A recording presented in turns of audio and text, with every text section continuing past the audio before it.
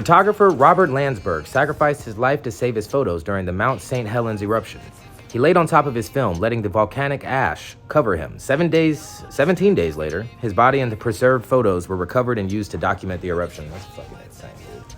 On the morning of May 18th, 1980, freelance photographer Robert Emerson Landsberg, who had spent weeks documenting the swelling and seismic unrest at Mount St. Helens, was within a few miles of the summit when the volcano erupted. He captured striking images of the ascending ash cloud, but realized escape was impossible.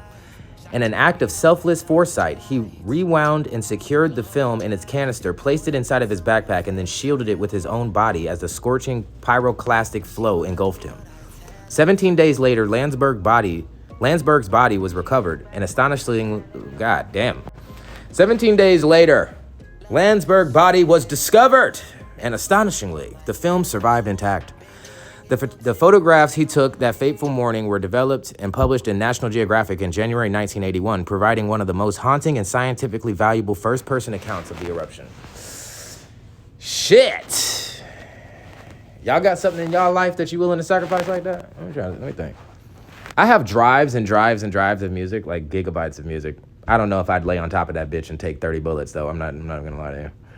I don't know, man. That's true passion. And then that's just, it's like with people like that kind of stuff, it's like he trying to help the future and like how scientists look at this in the future. You know what I'm saying? So his goal and bottom line is a lot different than a lot of ours. But that was nice of him. And, his...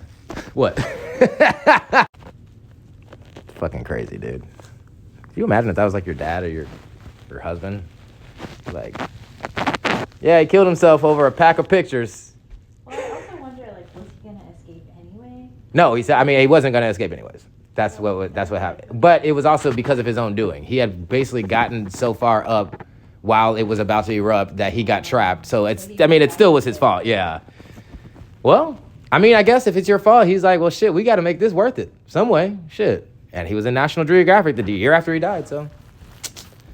All right, man. All right, Robert Landsberg, we appreciate you, man. Middle name Emerson. I didn't forget. All right, peace.